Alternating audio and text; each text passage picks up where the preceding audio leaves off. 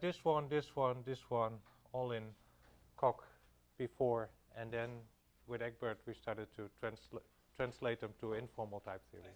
And now I need to go back and put them in the library again. And reformalize them.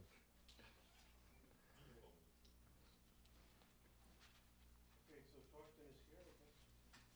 Well, we can start.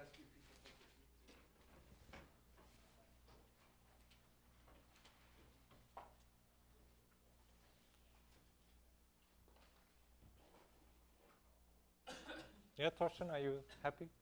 I'll wait for you to. Yeah, so this is a report on, as I was saying, so what I've been looking at for a long time is how to formalize mathematics and mostly analysis topology. So in what framework to do this? And if you look at, so I've been working on mostly on developing this in Coq with quite a number of people, a library of constructive mathematics, constructive analysis. And if you look at how to practically do these kind of things in constructive mathematics, then you also want to add principles like continuity and say the Venn theorem.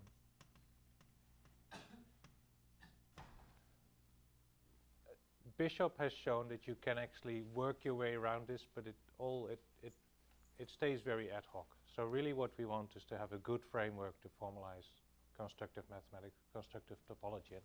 And this is also what Martin Escardo has been working on, and he has emphasized this, how to do this.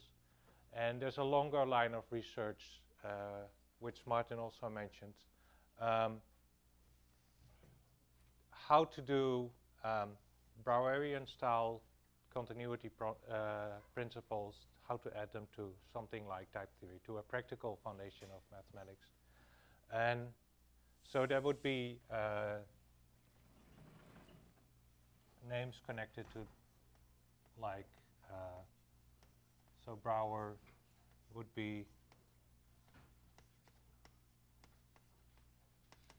Martin Löf, and Martin Löf has he's been working on this, and he's recently been revisiting this. He also emphasized this in his lecture at CMU, how to combine, say, type theory with sheaf models. Of course, there's a long tradition in topos theory, so I think Andre has also worked on this. There's work by Ike Moerdijk. Of course, I've learned an awful lot from working with Jerry. What other people to mention? Yeah, there are more people working on. Of course, there's a bigger tradition in topos theory, but really, this is a question that we haven't been able to solve. How to formalize analysis in type theory, adding these kind of things to type theory. And what really excites me about homotopy type theory is that this at least gives us a hint on how to be able to do this. And so what I started to develop first in when I learned about HOT, I really wanted to see how it was better than what we had in Coq and the problems that you encounter if you really do things in the Coq type theory. So as I said, so most of these things I've formalized in Coq already on the old library, and I'm currently porting it to the new library. And then Egbert started to work with me. Where's Egbert? Oh, there he is. So what we started to do was to, in fact, informalize these things into informal type theory. And then later on, in discussions with Mike, we noticed that a lot of the things we were doing, first we were generalizing the things that can be done for sets to general truncations, and then in discussions with Mike, and we're now working on a joint paper, actually a lot of these things can be generalized to general modalities.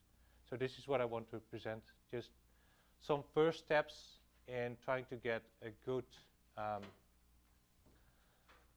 good practical foundations for formalizing mathematics. So really what I want to have is a good framework in which we can start thinking about adding these kind of things to actually do analysis. In constructive mathematics, there is the issue of whether or not to assume countable independent choices. It seems like you don't want to build in that assumption. Yes. So that was the one of the next things I wanted to say. So I don't want to have this this assumption. And again, there are quite practical reasons for this. And this is to do with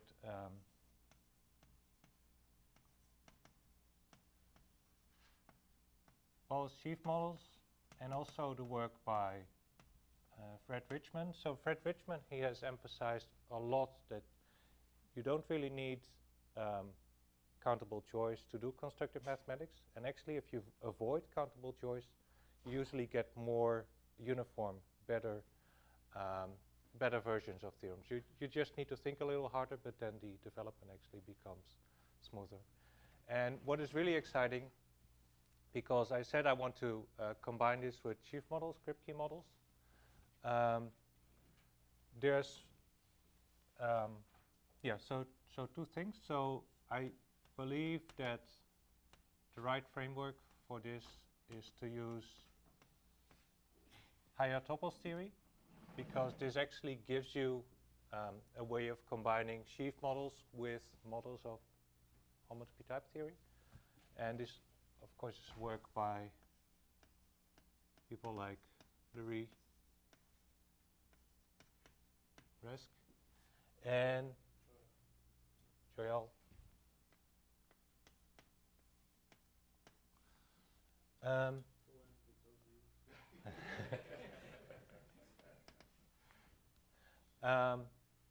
And the other thing that excites me is the work by people like, well, maybe I should.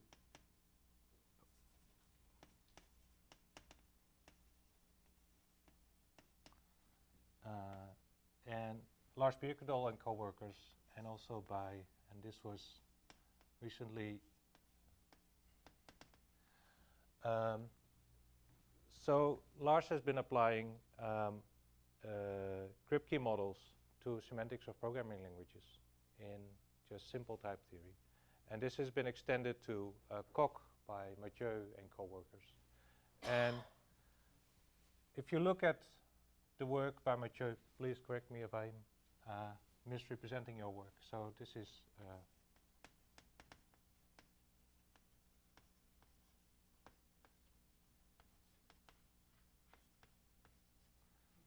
this work is purely syntactic.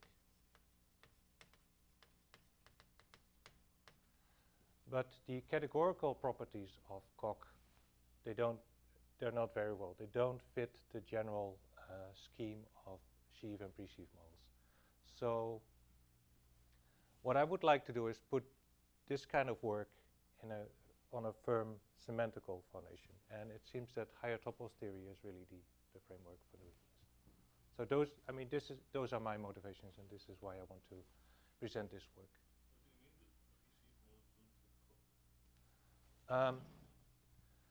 Well, technically, you can. I'll emphasize this a number of times, but technically, if you look at, say, setoids in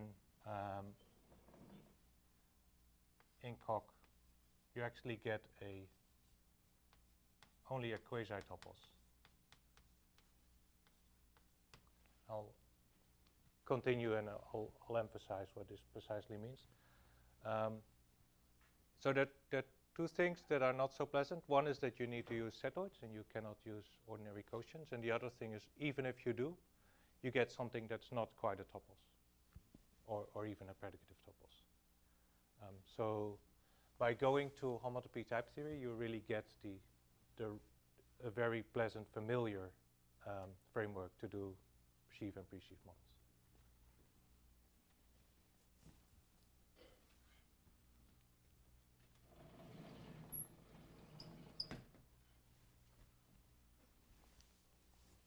Yeah, so what I want to show is really that we have a model. We do get a theory of predictive hypothesis. So we just want to go towards actually proving this. And the first thing to check would be that we have a regular category. I should also emphasize that most of this development is by now in the book. So more people have gone over this, and some people have proved these kind of things simultaneously, but I want to present them. So I want to, and the observation is that many of the things is directly generalized to modality. So I want to define what is a modality. Just check.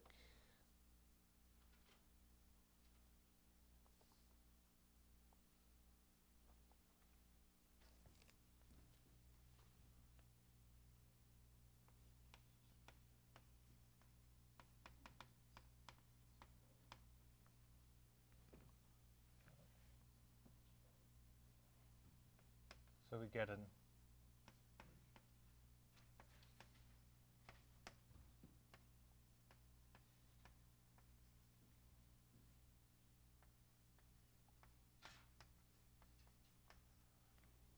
so we get, I don't know whether we've decided on a notation, but I'll still use circle here. So we get a map from type to type and a unit. Sorry, which goes like so, and then we have a universal property. Let's see how to do this.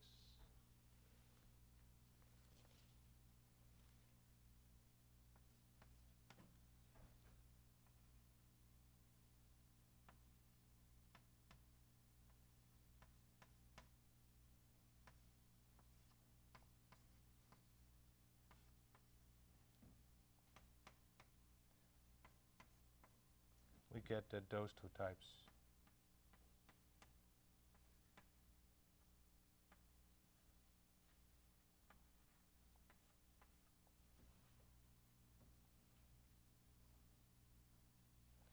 Are isomorphic, where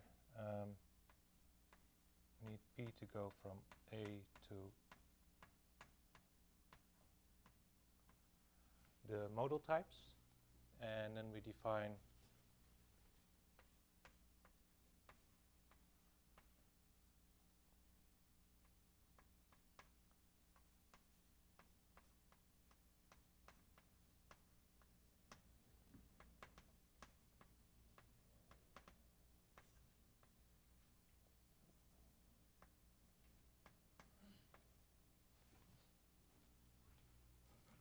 so a type is called modal if this is an equivalence, and we have this universal property for modal types.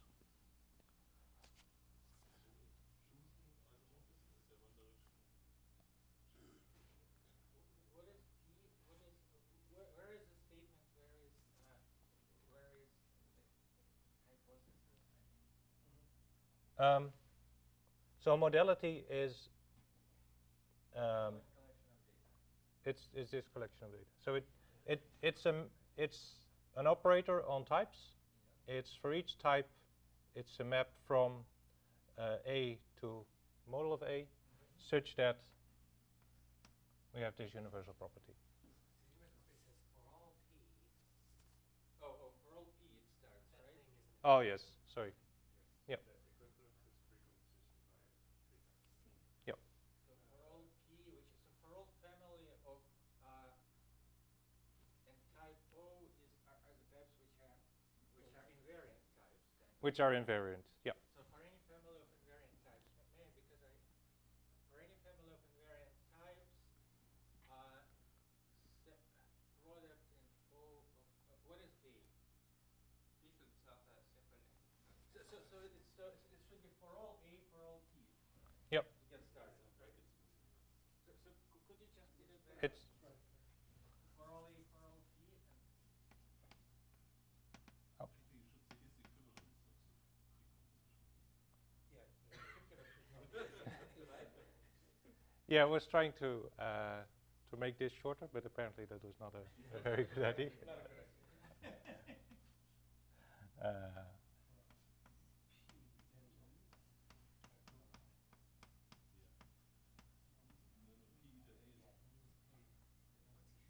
P should start as circle A if you write. You have the values. What? Yep. P starts at circle A. so that's circle A. Sorry. Because Yep. then you're precomposing with eta. Otherwise, it doesn't make sense. Let's get to the bottom of it, okay? I don't understand How what about this means. parenthesizing Can the someone pi explain times? me what this means? Neither do I yet, but let's try to. We're working on Okay. this. It's maybe helpful to consider the non-dependent case, because then you can see that What, this is what about does this mean? For all, Can you explain me what this means? So the In normal language? so where are the parentheses? It's for all. One for all is isomorphic to another for all, or okay. No. That's outside the well, then another parenthesis. So it's for all and for all p.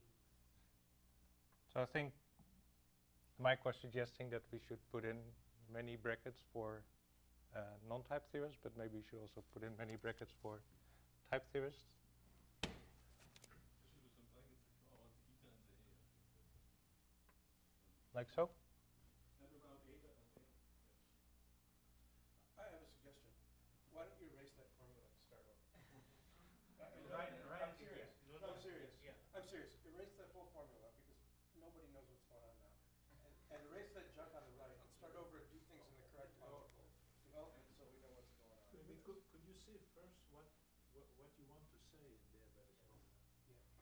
Maybe a little drawing or something. That's the usual style of writing in propositional logic, what I've called the J modal operator. That will give some insight. Yeah, I mean, Mike went over this already in a seminar, so I was trying not to spend too much time on this. You have to explain it to us. You say universal property? That's a universal property. Family of invariant types over the image of. Will you draw the following triangular diagram? So A going down to circle A, and then another type over here, B, which we assume is modal. And then you have an extension property. So A goes down to circle A, that's eta. Yep. And then on the right is a B, which we assume is in type sub-zero. Because type sub-zero is Sub- these sub-zero, invariant yeah. types. That's a circle. It could, Yeah. you want, type sub-circle. modals, yeah. And now every map from A into B, extends like that. So that's what this universal property is saying. Yep. And what is type sub-zero? A to B. No, that's right. That's the non-dependent version. That's the non-dependent version. So type sub-zero is those types for which eta is an equivalence. Okay. Yep. So we think of them as the invariant, the Okay. circle invariant ones. Yep. Okay. And this is saying that eta is universal into such invariant things. Okay. Because the circle we're assuming is itself Okay. idempotent, and so we don't need a multiplication for that number. Yes. So it's like a closure operator. Yeah. That you want to use. It's an idempotent monad. So you should really think about the local operators of Okay. Peter Johnson, the Grothendieck topologies. Okay. Or just for the people more familiar with, So that's an axiom now that you're putting on this. it's a definition of what is a modality. Okay. The circle. Yep. Minus one truncation. Yeah, so the prime examples are the The truncation. truncations. Okay. And then, of course, the type -1 would just be the propositions. So this says that any map from A to the to a proposition will extend to a map from the squash of A to a proposition.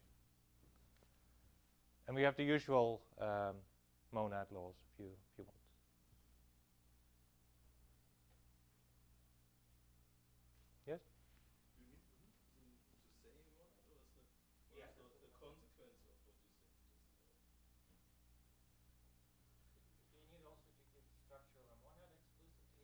No, it follows from this one. Yeah.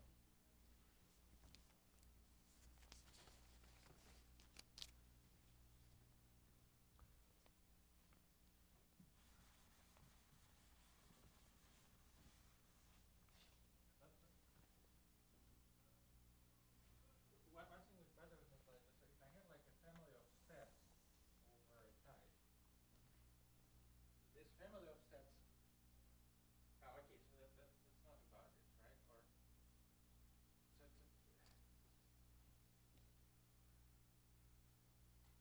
Or so it's So they represent reflexive subcategories.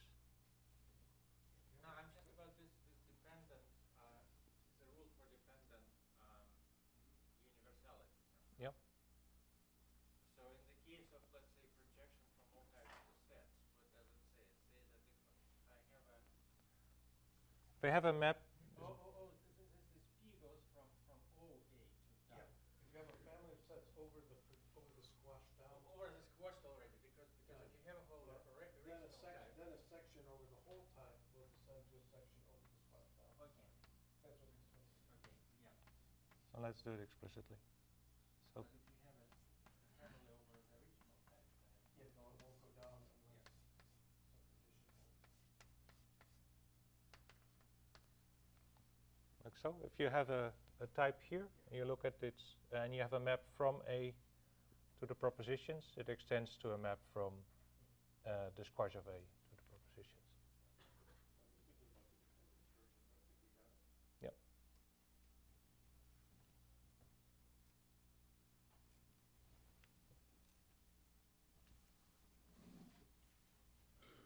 So now the nice thing, and this was in fact Mike's motivation for introducing these modalities, is that they come from an external, so they're meant to give an internal presentation of what is a stable factorization system. So now what we've proved that this in fact holds internally. So for each modality, you can actually define a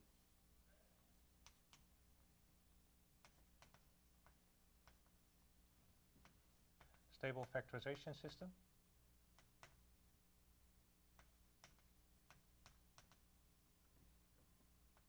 So stable means pullback stable.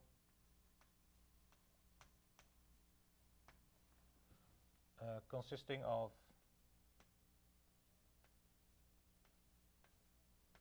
two classes of maps.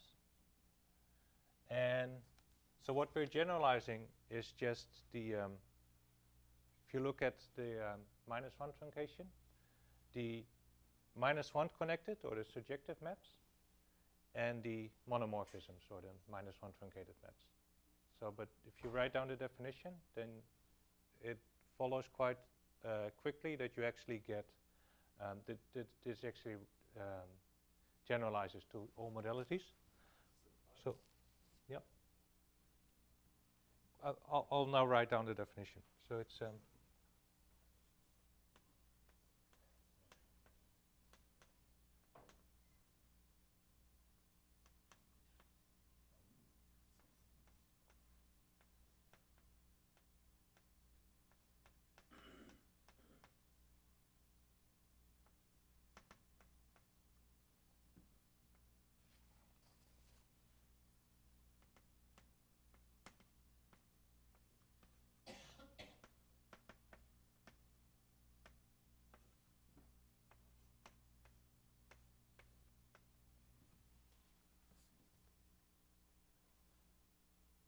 so if you put truncation here, then this is in fact equivalent to the ordinary definition of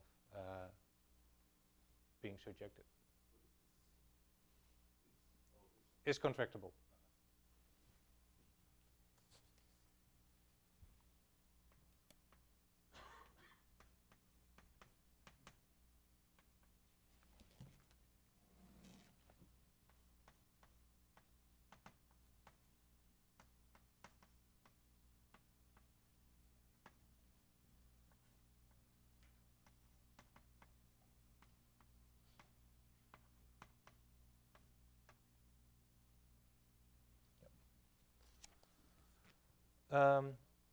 again, if you do this for the ordinary truncation, you actually get that each fiber will be -1 truncated, which precisely means that you have a monomorphism.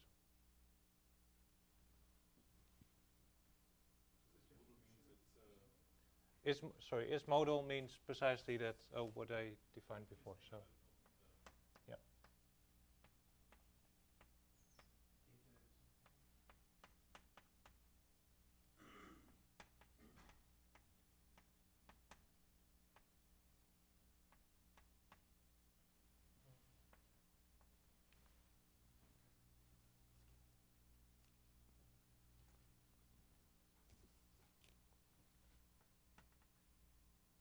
Isn't that equivalent to just writing the modal operator and throwing it in?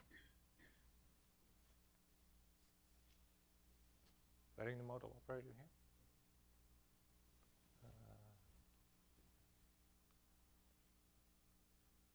I don't think so. And then, just like we define, so given any map like so, we would like to factor it as a map in E and a map in M. And of course, we need to factor it via something. So this is the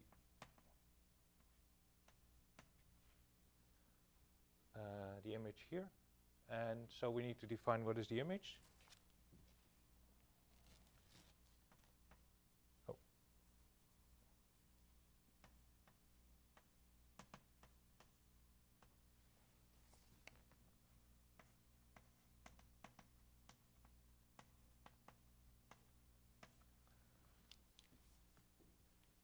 And again, if you unfold this for the squash, you precisely get the ordinary set theoretic definition of what is the image.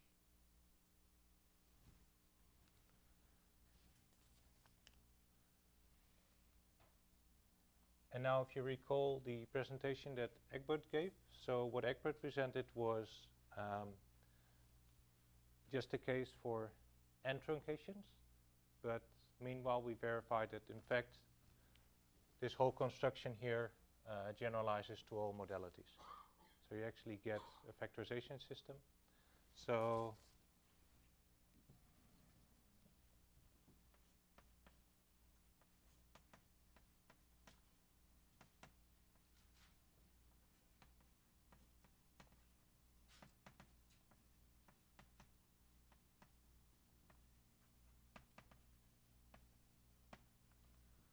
factorization is homotopy unique.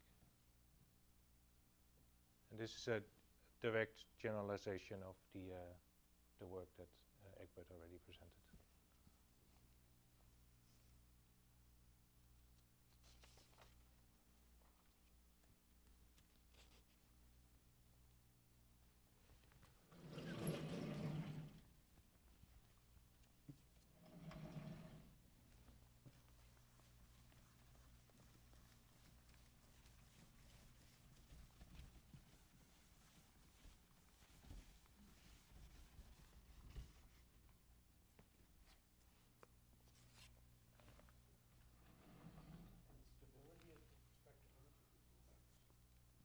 It's the only pullbacks we can define.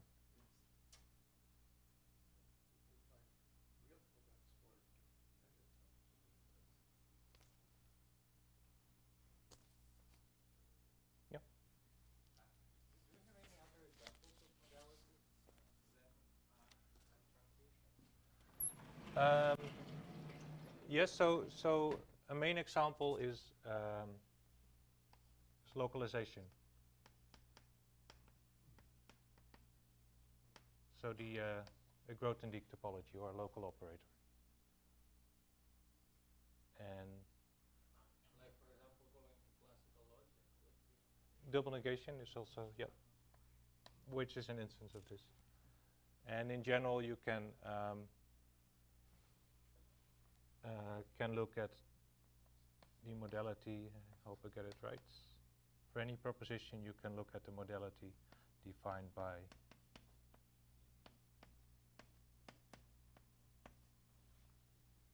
like so. Where if you take P to be bottom, then you actually get the double negation. And then the modal types would be precisely the not stable propositions or the P stable propositions.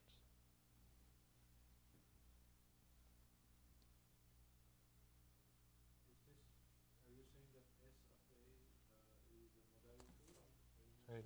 It's a J. What is S? Oh, sorry, it's. I'll try to write more clearly. It's a J. Are you saying that this is a modality in a sense for it? This is a modality if P is a proposition. Oh, okay. This is just the standard variation on the double negation topology. And As by a lo- consequence, it's a proposition because if it's double negation, those Yep. So this is in fact fairly trivial because it maps any type to a proposition.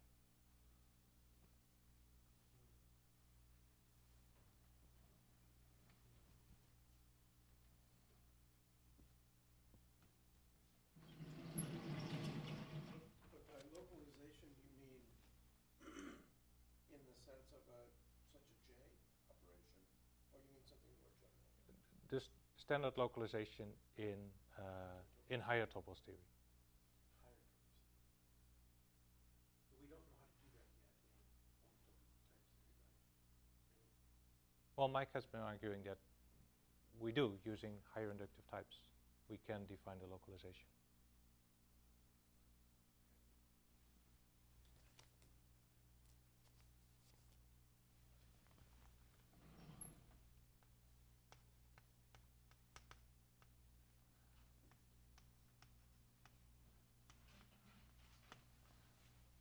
I guess a modal operator would axiomatize such an operator. Localization.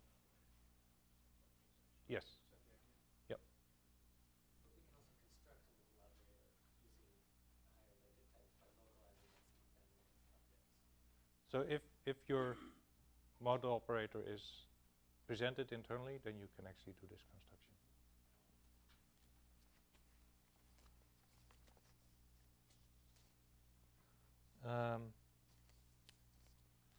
So I want to prove that set is a regular category, and for this we need to prove that we have that kernels are co-equalizers, among other things.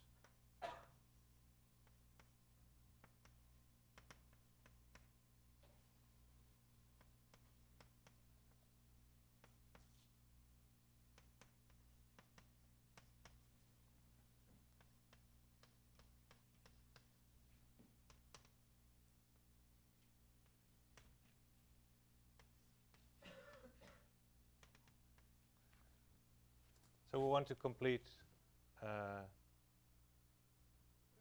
this triangle. So what we need for this is the axiom of unique choice, or the principle of unique choice.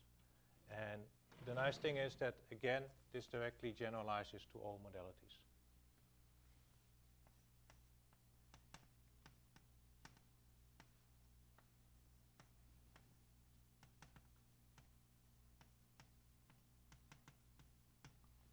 And so this is what I was saying before. So this is a principle that does not hold in, I think this was Torsten's question.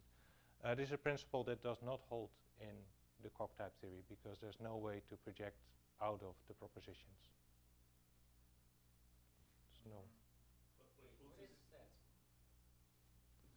F goes from A to H. Set here is hSet. Okay. And all maps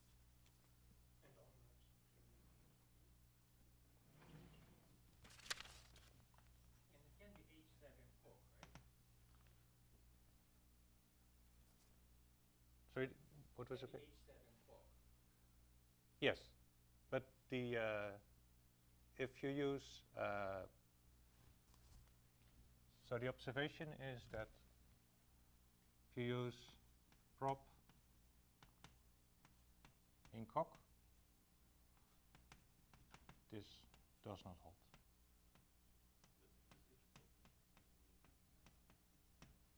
Yeah, so we need to use hprop. But then then it is provable. But so what I'm going through is precisely showing that this is in fact provable, and that this proof generalizes to arbitrary modalities.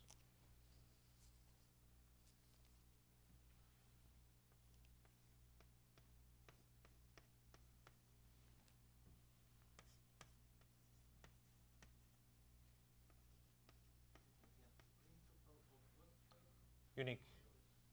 Oh, unique choice. So it's not very exciting, but it's.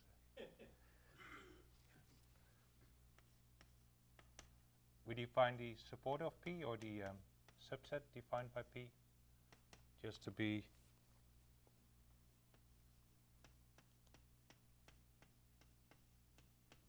We squash the type here.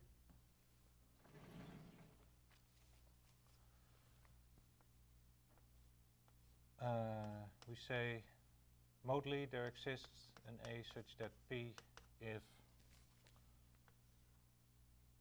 the modality applied to sigma AB holds, and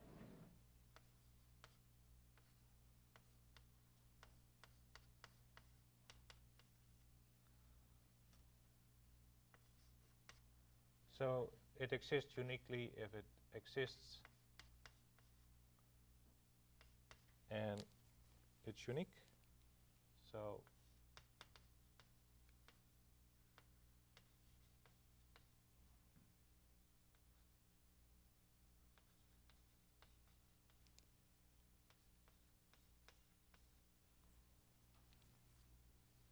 again, if you look at what happens to the squash, then precisely you get the you can prove that you get something that's equivalent to standard unique choice here, standard unique existence.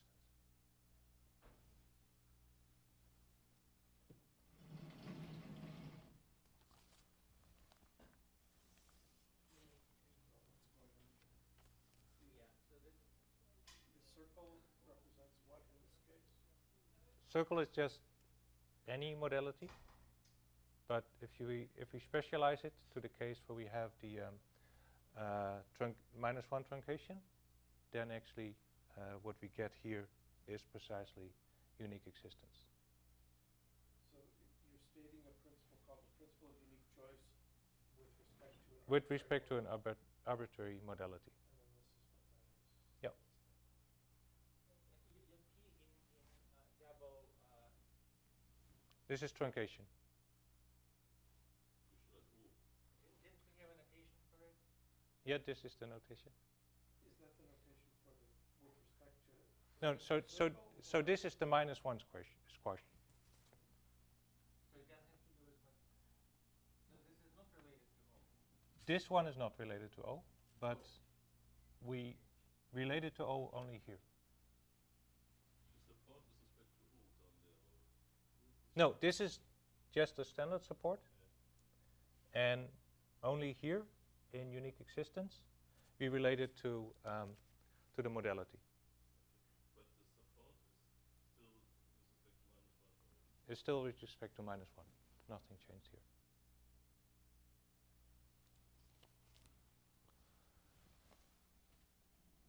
And then it's not so much about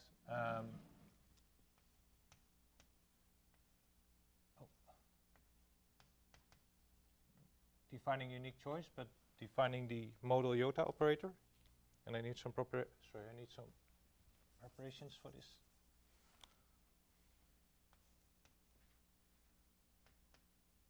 First lemma says that if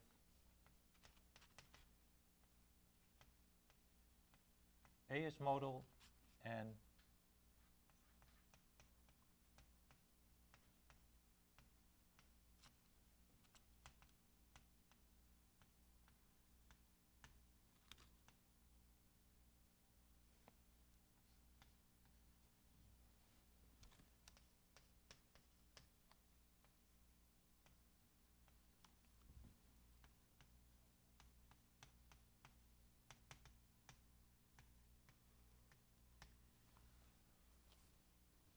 So again, if you look at this for propositions, so if A is a proposition, and if each B of A is a proposition, then sigma AB is again a proposition. So this generalizes to all modalities. If A is double negation stable, and if each B of A is double negation stable, then so is sigma AB.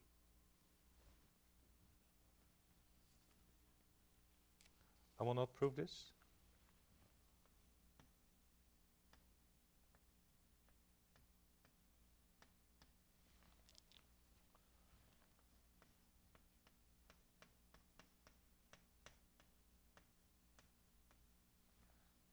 Let's suppose I have a map to the modal types, and suppose that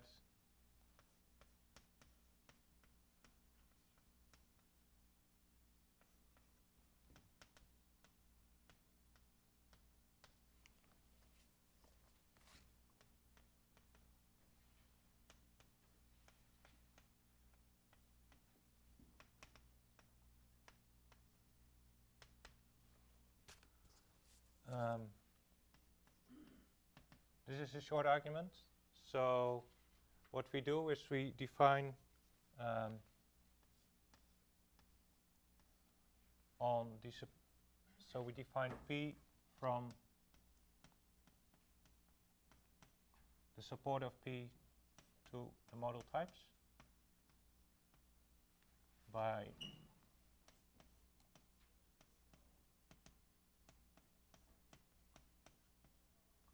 P of A, just apply it to the first projection, and then we see that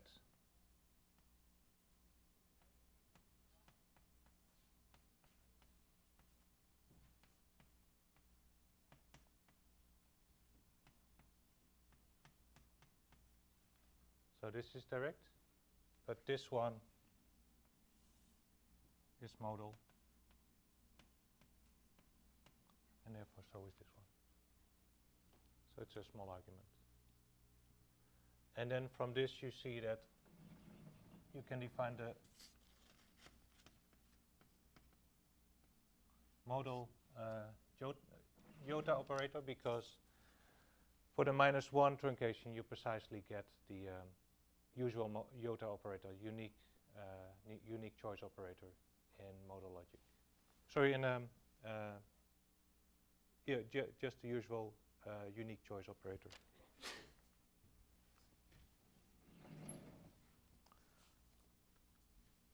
So suppose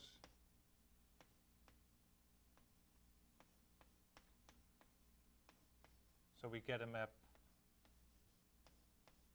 like so, under the same conditions as here.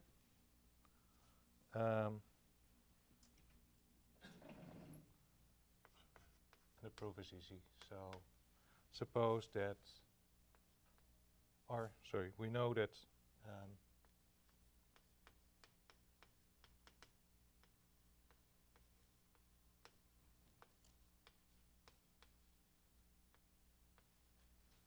by this lemma, we see that under these conditions, we actually have that this one is modal, and now we can apply just the usual elimination rule, because if we have a modal type here, then we are allowed to eliminate out of this one.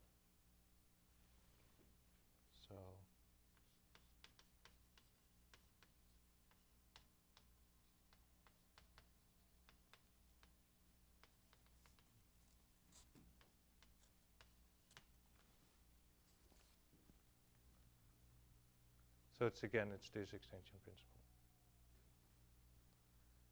And then once we have iota, we can also get the usual formulation of unique choice.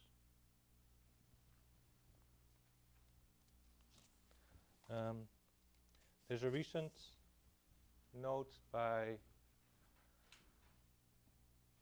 Hugo Herbelin and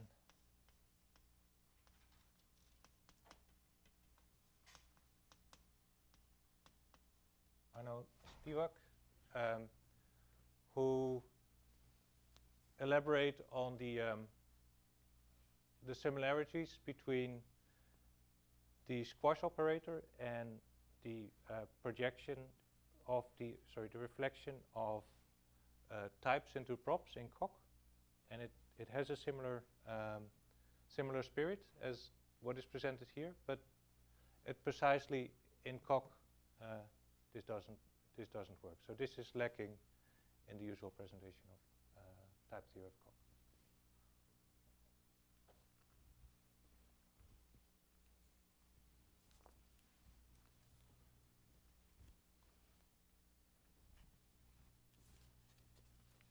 Let me try to summarize this. Yep. Anthony, you want to show that the category of hSets as defined in type theory is a regular category. Yep. And you could do that directly by considering propositional truncation and developing its properties, but you want to do it kind of indirectly in more generality by developing first a theory of modal operators, and then you'll apply that to the special modal operator of propositional truncation. Yes. And use that to show that set is regular. Yes. Yep. The diagonalizers, is the kernels are full equalizers or is there something else? Yep. But as I said, so we need this unique choice to construct this map, because you end up here, you need to go back and go this way. You need it for a special case, though, not for this general modal. No, case. You need it for but so what is nice is that the things we've developed, they also work in this generality. So that's why I wanted to present them in this way.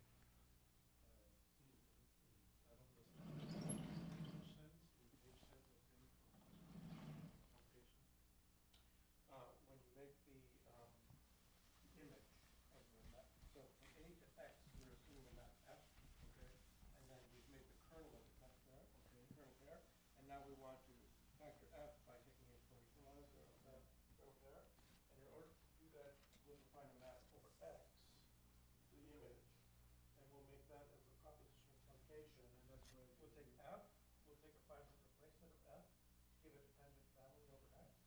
And then we'll take the propositional truncation of that tangent family, and that will be This is the X, this is the diagonal. So you're telling me how to construct the image Yes. from For any x, you need to be able. So the image will be constructed. yeah. So, but of course the image depends on factorization system, and in this case it's related to propositional truncation. Yes. Yep. This is the model operator. That's the model.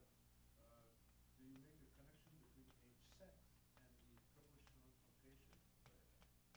We start with hSet is given. Oh, hSet is given. hSet is given. Then Yes. you have the propositional truncation operator. Yeah. So it's this. So it's this factorization system. Okay. Yeah. In this case, this is like the surjection inclusion factorization. Yes. But hSet sort of independent of that. Yeah. I mean, given that and hSet, you okay. Yep. You do not produce sort of an hSet from this analog of hSet from this factorization system. No, but that is something we're sort of assuming. Oh, sorry, sort of developing as a possibility. So given a modal operator on type, we sort of see a way to do to build, because so what maybe you're hinting at is that we have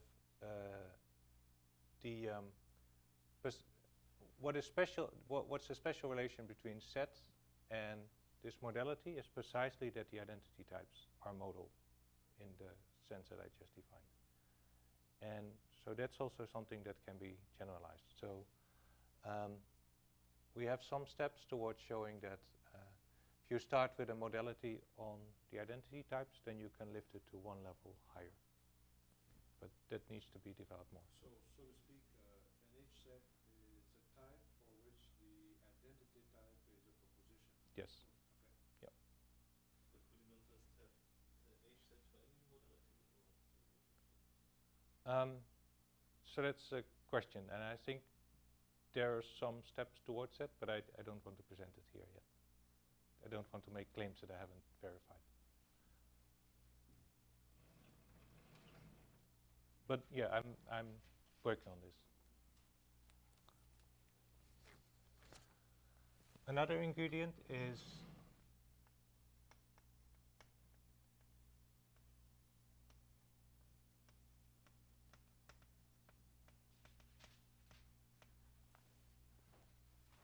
and this is usually a problem in standard type theory, because the proof of this one is impredicative. And so if you look, for instance, in the book by Richman, or Mines, Richman, and Uitenberg, there is a proof of this fact, but it really depends on impredicative methods. And what I want to present now is a way to translate that proof.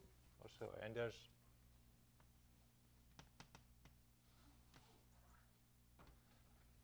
Wielander has worked on this to present this in Martin-Löf type theory, and he has shown that you can do this in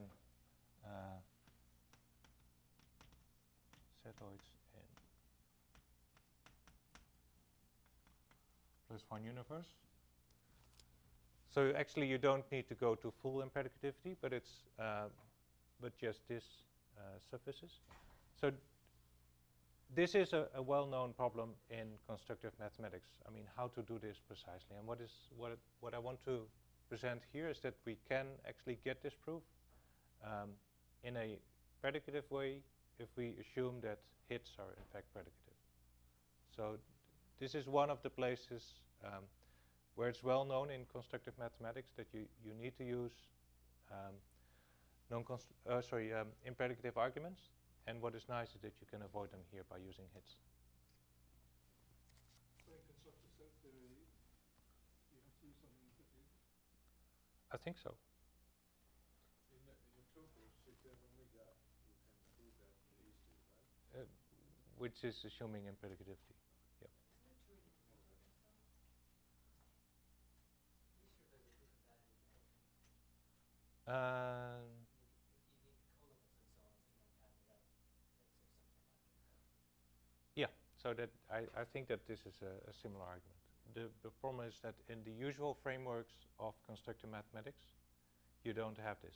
So it's either you use something like IZF or just the logic of a tuples, or you use setoids in type theory, and in both of these frameworks. But if you have quotient types, If you have quotient type, yeah. Quotient type should make you a pre-tuplist, right? Yeah. What's the definition of surjective? Well, yes, thank you for the question. So we have shown that there are 4 conditions that are equivalent. And also the notion of epi.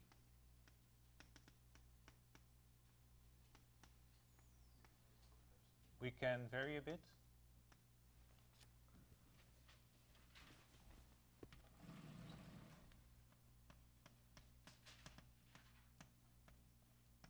So this is important, that we put x in set.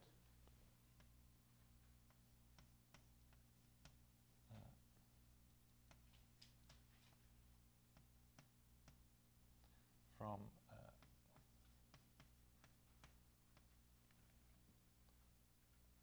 if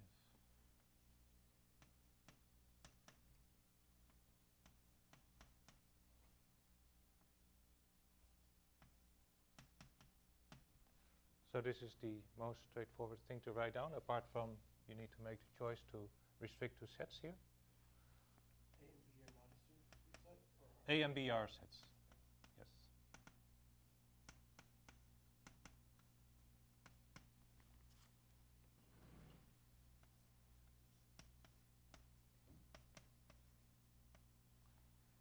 Note that what is stated here is a kind of uniqueness condition. So we can formulate this homotopically.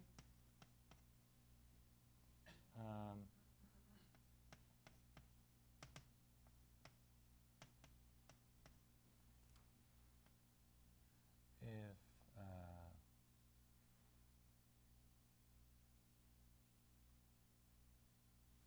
sorry, what was I writing? Oh yes.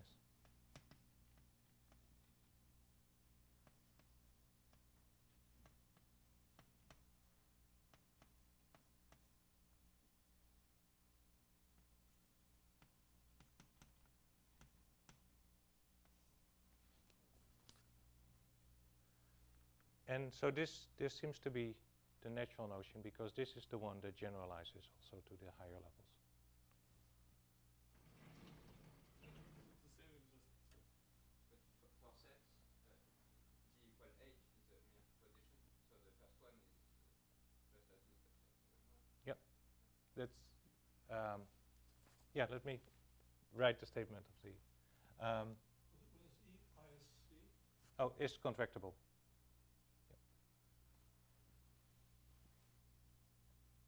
Yep. We define the mapping cone of F.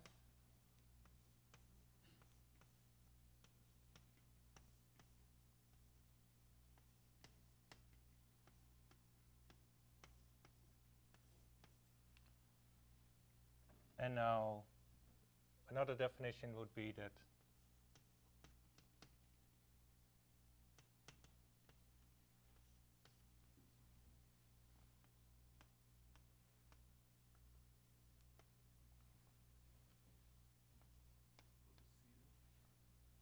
it's the push out, the mapping cone. I think we've seen this a couple of times before, maybe in Eric's talk. Did you use the mapping cone? I think so.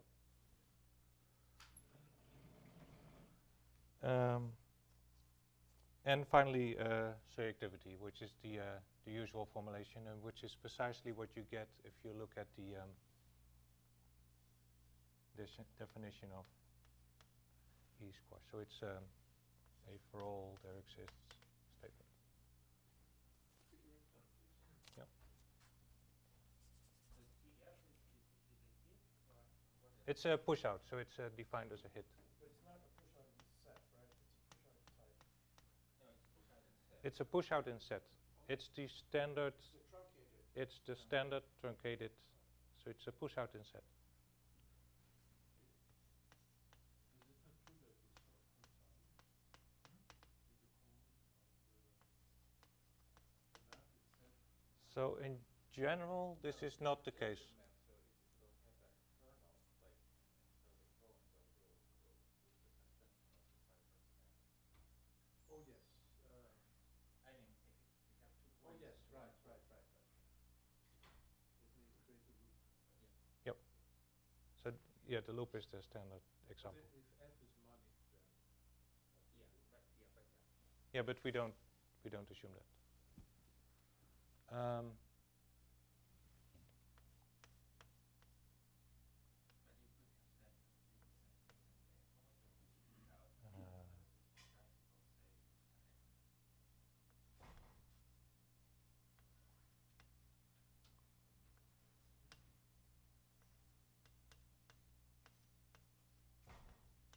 say disconnected. Like so. Just as you'd expect. Just for all there exists. And the theorem that I wanted to present, but I'll skip over the proof, is that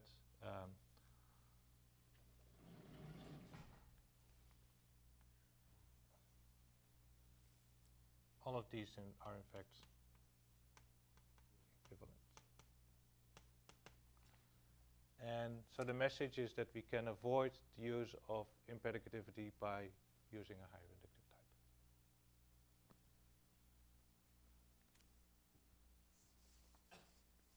It's just logically equivalent. This is just logically equivalent. Yes. Thank you.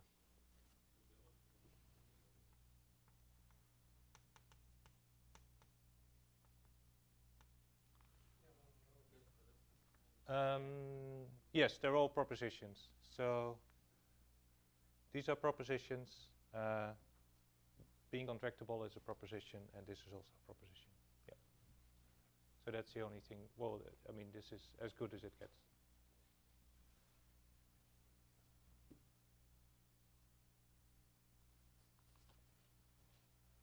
So now using this, we can in fact finish the proof that Z is in fact regular. So it's precisely what we hope is the case.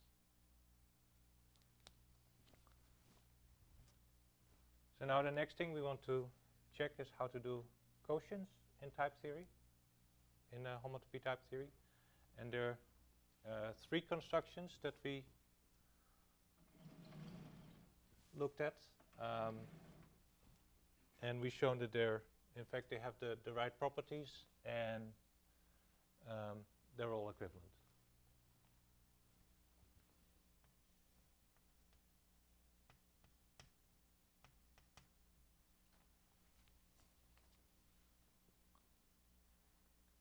So we can define quotient as a push-out, sorry, as a co-equalizer. We start with a map from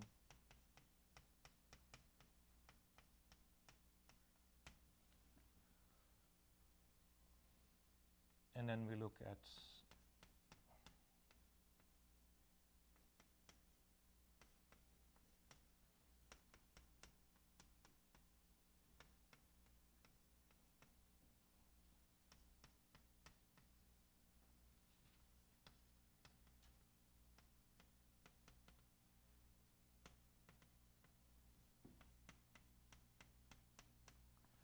this as a hit. I think perhaps Guillaume was the first to write this down explicitly. I don't know. Prop is an H prop? Prop is an H prop. There are no other props.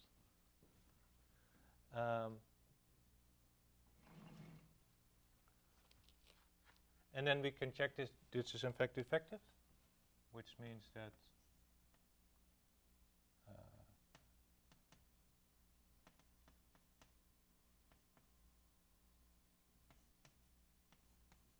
the same diagram here is a pullback. What is it?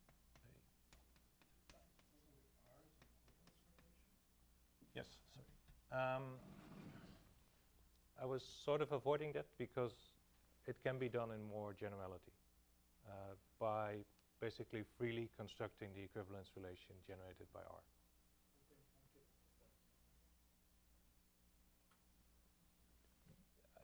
So, yes, there are ways of avoiding this, but it's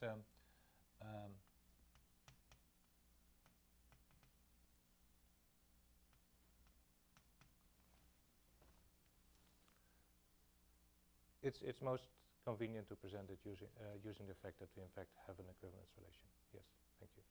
Interesting, this property that R is the kernel of the quotient only holds the thing we start out with as an equivalence relation. Yeah, otherwise you need to have assumptions here. Yes. So just assume that it's an equivalence relation.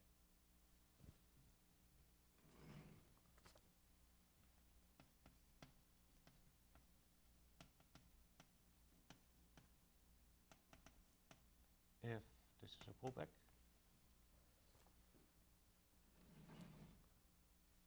and now we can prove that in fact so what I should emphasize is that to check that this is in fact regular, you don't need very much. So you need hits and you need functional extensionality, but you don't in fact use univalence. So here you do want to use univalence too.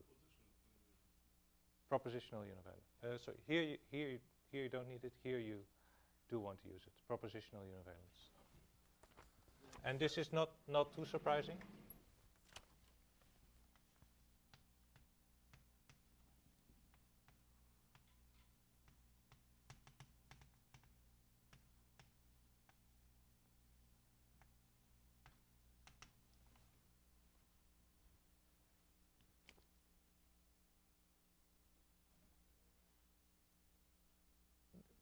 Basically because we're reasoning about maps into the propositions, and therefore we want to consider the right equality on the propositions, which is given by propositional univalence. You're surprised? I just don't see how the proof goes, where univalence comes in. You're saying it's required to show that R is a given kernel?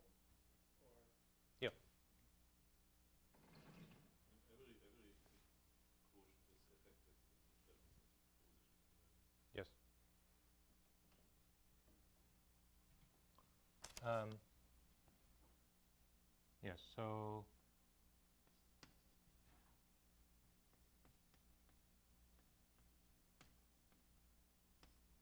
this gives in fact that this quotient is effective. But you do seem to need propositional univalence here.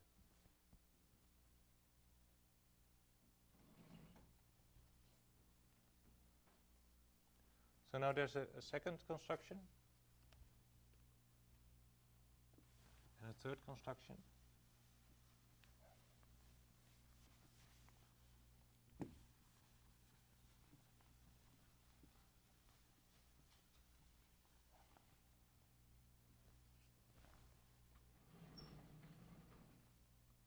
So the other construction was first formalized by Vladimir, so it's the standard mathematical construction using equivalence classes, but this now works, and it now actually, so this was the surprise, it actually gives you a type as opposed to a setoid, which you would usually get in type theory.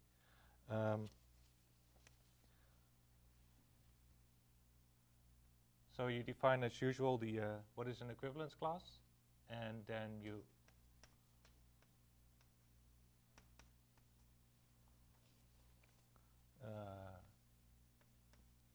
so you consider R as a map from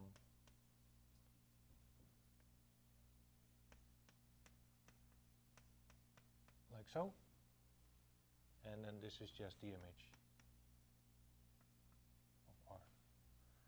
Now you prove again that this is that this satisfies the right universal properties of a co-equalizer. The thing is that if you don't have impredicativity, then this will be large. But because they're both co-equalizers, one is a co-equalizer in the higher universe, the other one is a co-equalizer in the lower universe, they're actually equivalent. But we need the universal properties of the higher universe to actually prove this. So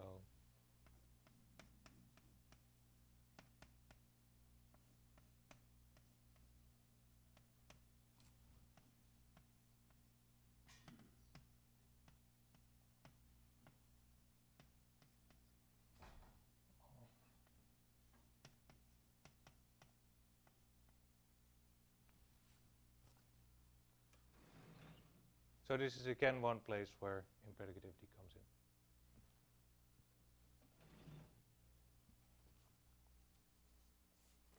And then there's a third construction, which I don't know, did anyone present the rest completion yet? I don't think. No. So given an equivalence relation R, we can define a category in a very trivial way. So we define the objects just to consist of A, and we define the arrows. So on AB, we just define to be RAB, which is a proposition. So then we get a category in which between every 2 points, there's at most one map between them. And now, if we take the rest completion of this category, then again we get a quotient. And again, this has the same property. I hope that one of you will talk about this before we leave, but it's nice, and this is in the book. So we have 3 constructions of quotients, and they're all the same. So that's nice. But I wanted to do this somewhat slowly so that I could emphasize where we use impredicativity, where we use hits.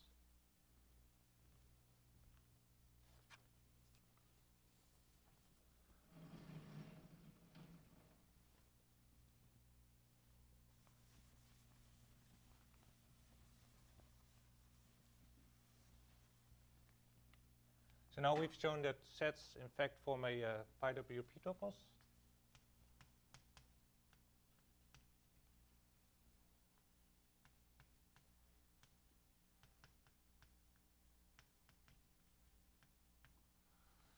So it's already quite pleasant.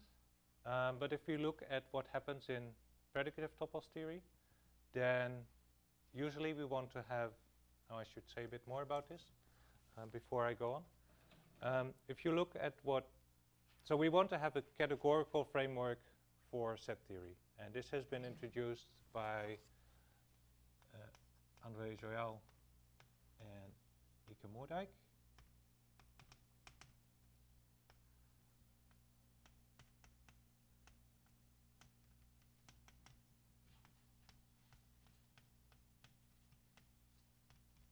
So the idea is you take a category of classes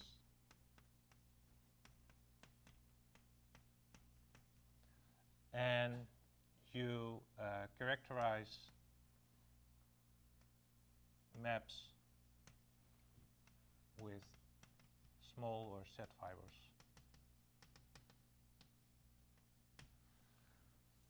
So now what we would like to do is to put, or at least what is done, has been done, for instance, by Benno, is to put, to get a theory of predicative toposes, which is the analog of the usual theory of toposes. So we want to have a theory of toposes which is closed under all the usual constructions in topos theory. So we want it to be closed under realizability,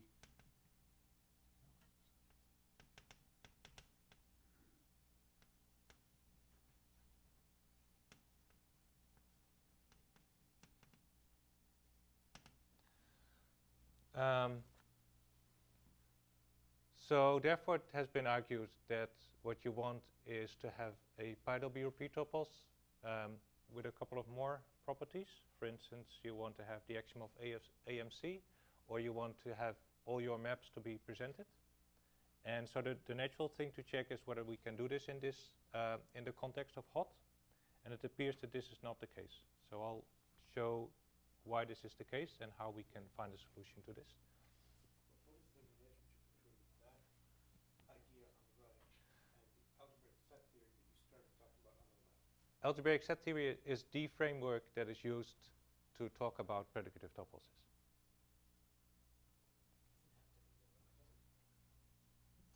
This is done in the literature on predicative toposes. It doesn't have to be, but this is what has been developed by Benno and Ike, for instance.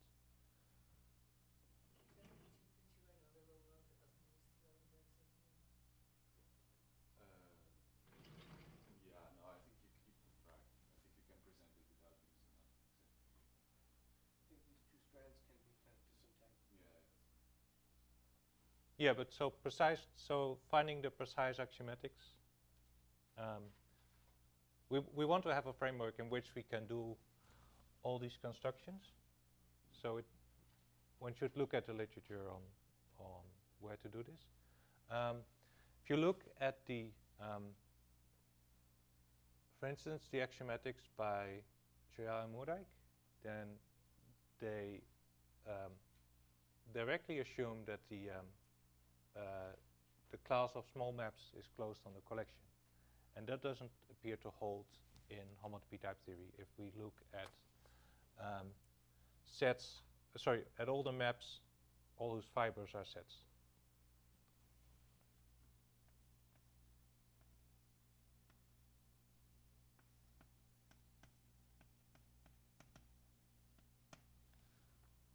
So we want to have another framework, and at least something that comes up both in the description of algebraic set theory, which is quite important, is to have a representable class of small maps, and in higher topos theory, the notion of an object classifier. So this is what we started out to look into, how to, yes?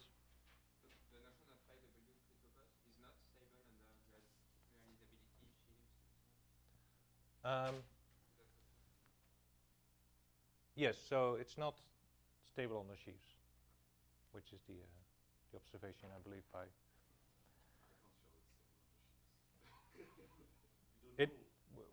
We have evidence, Benno cannot do it, that it's difficult.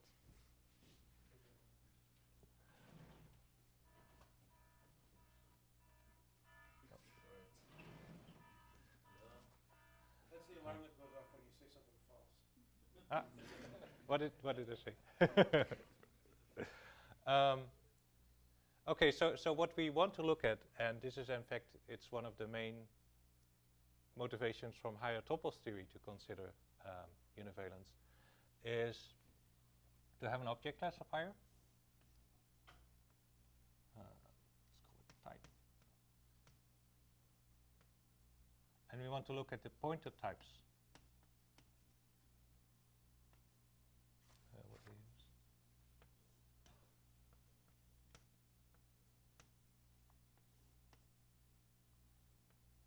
So we want to have that any map here fits into a pullback diagram like so. I'll describe this map here in a minute. Of course, what we want to look at in the special case, because we're restricting to sets, is just look at set and the pointed sets here, where I should define what I mean by a pointed type. So this is, by definition,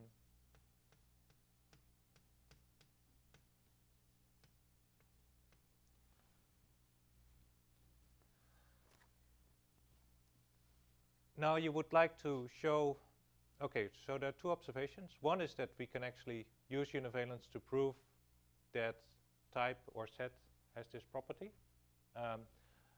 The other observation is that set is not a set,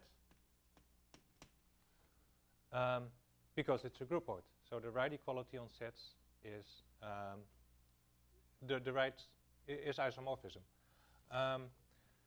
So that means that a lot of theory that has been developed in the context of algebraic set theory is just out of the window. So it doesn't directly apply. So there's a direct question for a research program to really extend algebraic set theory to algebraic higher set theory. So that's one remark. So the known theory for predicative topos, algebraic set theory, does not directly apply. So we need a new theory. The other remark is that we can in fact prove this. No. What's the statement about time? For every map fits into a pullback diagram like so. So this is the statement about type.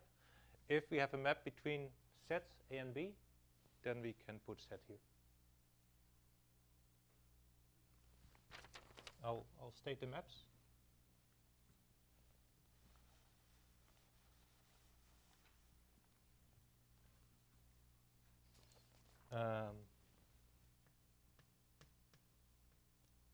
First define families over B to be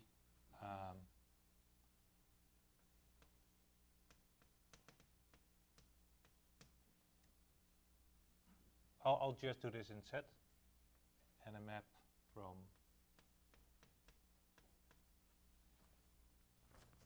just a slice category. And then the theorem is that we have the following. This is in fact isomorphic to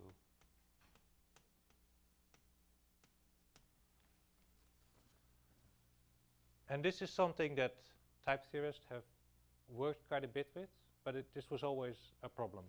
If you look at a number of research papers, there's one type theorist that I respect a lot, but I won't name his name, that claimed that this was impossible to prove, even without univalence. It's something that if you look at the literature on inductive recursion, then there's a lot of work trying to avoid this issue, or saying that, well, we can do this if we use a classical meta theory, or if we use, and so on. But the nice thing is that we can now, in fact, prove this using univalence. So I think that this is an important observation, an important contribution to type theory. I guess you want to set rather than type. Oh, sorry, yes. I was specializing and generalizing at the same time. And then you want to say it's an equivalence rather than an isomorphism? Because those things are not themselves sets. They're equal.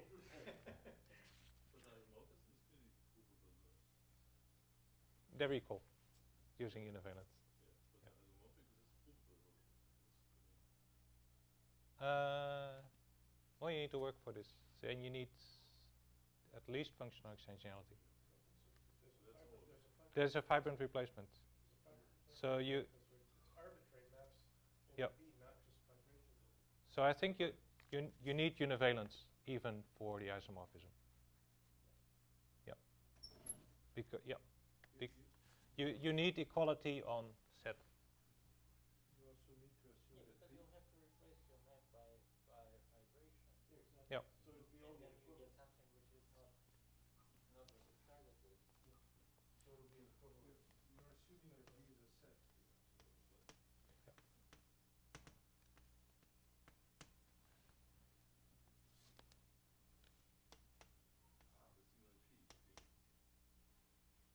Okay. Well, suppose whatever. Suppose B is a point. Even. yeah. No, I think CLP is everything. Well, but so that means that you cannot prove it in type theory.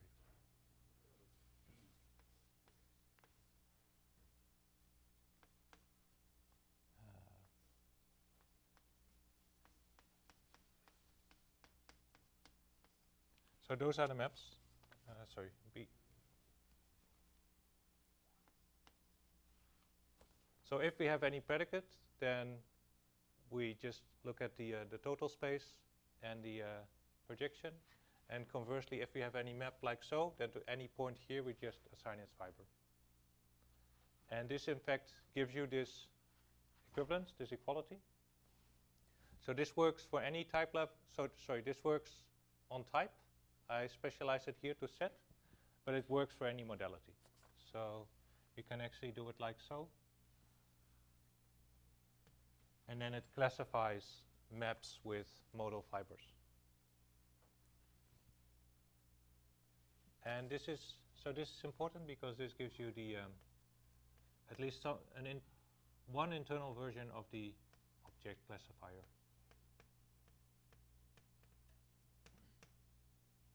From higher topos theory. Now we can specialize this modality by truncation, and then we get, which I think is a nice observation, we get something.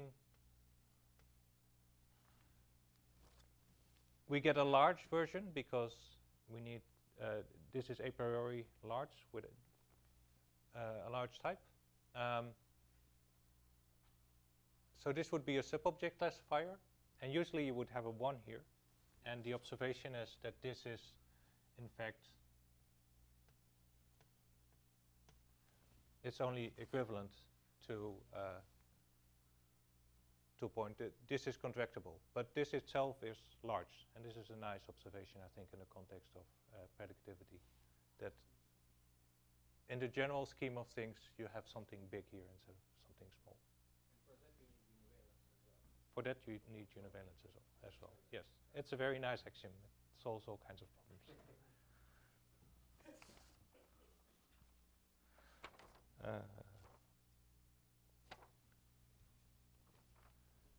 Yeah, so to finish,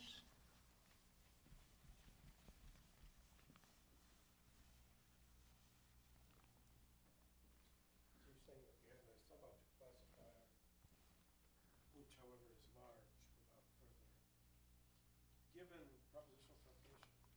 Given propositional truncation, you have a large subobject classifier. And well, the nice observation is that instead of 1 here, you get the pointed propositions.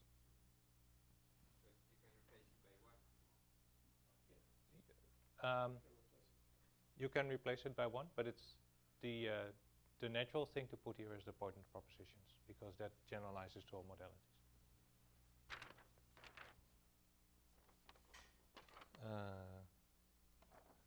Yeah, so if we add resizing, then we get that sets is a topos. But without it, without any resizing, without any extra axioms, it looks like set So it seems difficult to prove, which means I cannot do it. That satisfies, say, the collection axiom, AMC, replacement,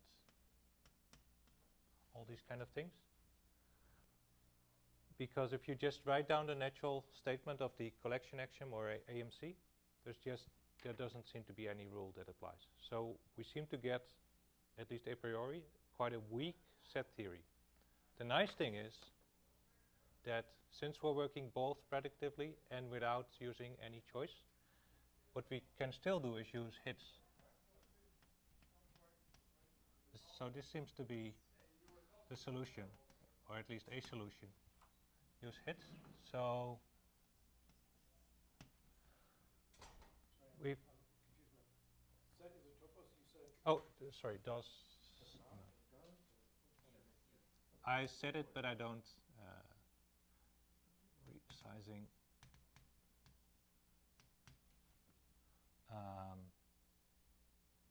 this without resizing or with resizing? So alt plus does. Sorry.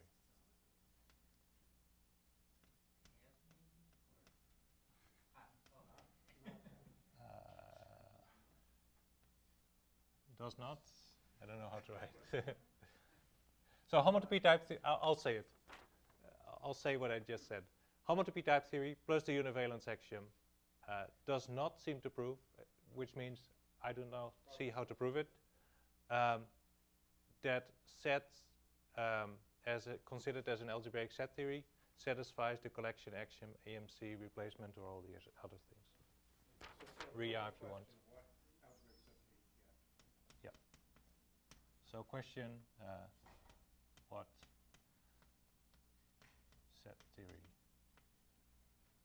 do we get? I think it's nice to write on the previous line to stay parallel, but with resizing, set is a topos of the ZF or IZF. Yeah, so we get IZF.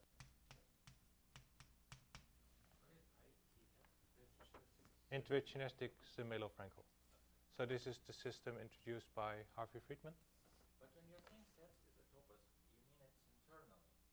It's internally a topos, yeah. It's internally a topos. You're not saying anything about, let's say, the subcategory is the syntactic category generated by No. hSets. No. What is known is that if you start with a higher topos and you do the zero truncation, then in fact you do get a topos.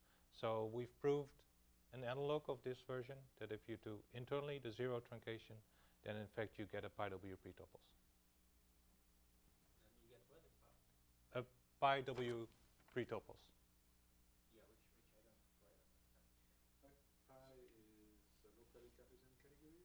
Locally Cartesian category with w types, and it's exact. And It's exact. So you you precisely have the things that I showed. So you have regularity and you have exactness.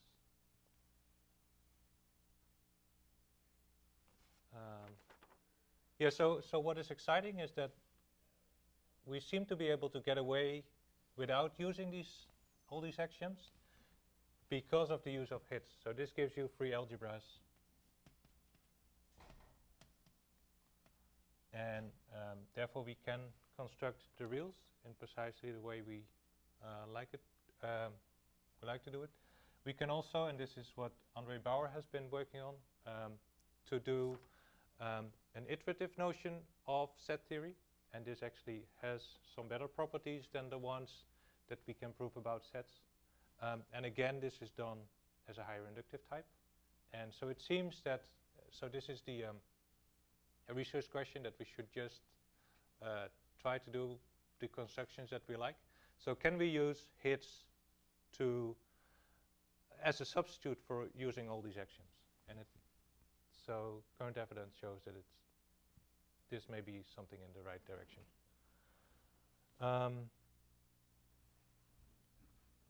Yeah, so there's a final remark. If we want to do set theory in type theory, then of course we can use Peter Exel's construction sets as trees. But this uses propositions as types. And the nice thing about this construction is that you really get a type inside the type theory. Yeah, so to conclude, we have a very nice setting to do mathematics in. So we have a PyWP topos, and we seem to be able to use hits to avoid all these actions. So we have a very pleasant setting to do mathematics in. And what is nice, so it's predicative, no choice. So it's really what we've been trying to do all this time, to have a pleasant setting to do mathematics in, and hot seems to get it. So thank you, and also thanks again for the whole meeting.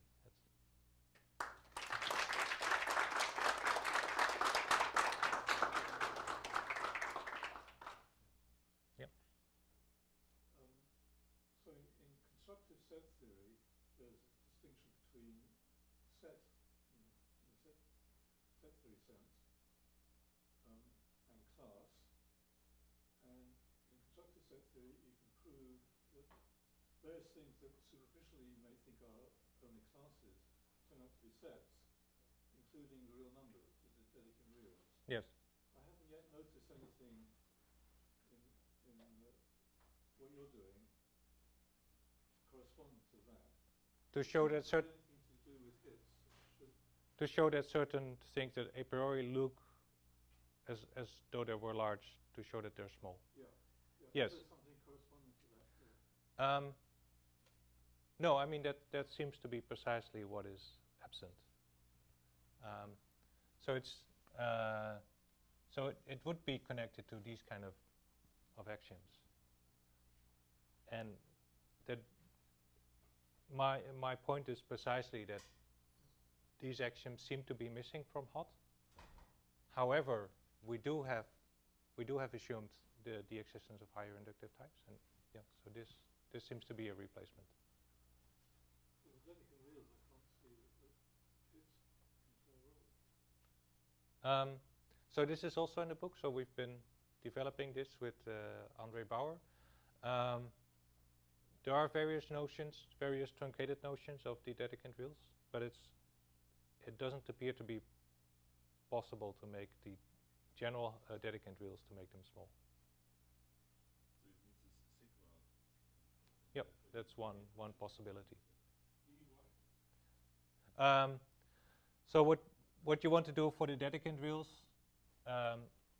perhaps, I mean, if you want to insist on them on using only predictive methods, then you can, for instance, restrict to only the sigma 0, 1 Dedekind reals. So you restrict the logical complexity of the real numbers that you want to develop. And you can have higher and higher constructions. Another possibility would be to have real numbers on all the levels, but then, well, this probably becomes awkward. So this is an issue that we haven't solved yet.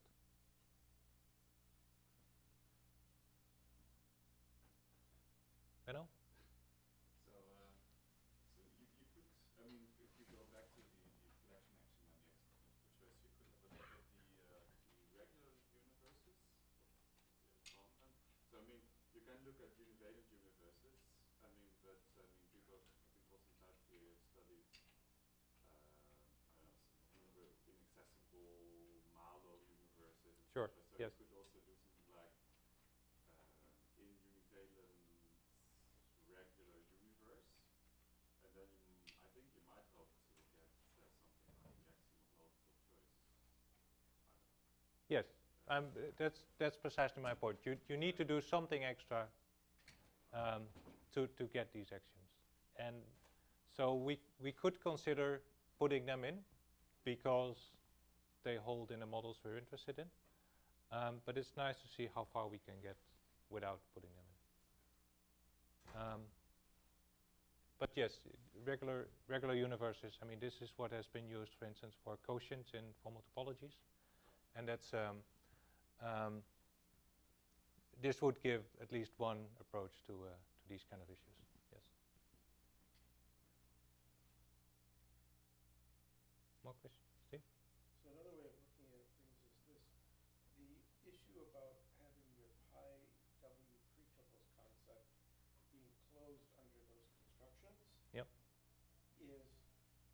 can be motivated the other way around from what you said, namely pi w pre-tuples is what you're going to get out of your algebraic set theory as an elementary constructive set theory. The sets in such a constructive set theory will be such a thing. And now you want to show that you can use these methods, realizability, sheaves, gluing, and so on, to build new models of set theory, right? Yes. What you're studying is algebraic set theory. You're studying set theory, Yes. constructive set theory. And you want to use this algebraic set theory methodology to study constructive set theory, like do forcing in constructive set theory, realizability in constructive set theory, and so on. And that's why you want the pi w pre-tuples concept to be closed under those properties, because that's what comes out of algebraic set theory. Okay, so now let's do things the other way around. Let's say we don't care about forcing in constructive set theory. Instead, we're interested in homotopy type theory, univariant foundations, and we want to describe a set theory, an elementary set theory with a membership relation and so on, inside of homotopy type theory that's built in this algebraic way. Yes. Yep. So now we don't care anymore. Is it stable under sheaves? Do we meet the regular extension axiom? Blah blah blah. That was a different question. We don't care about that anymore, right? So now those issues are no longer pressing. There would be no reason to add the regular extension axiom. Doesn't make sense from this point of view now, right?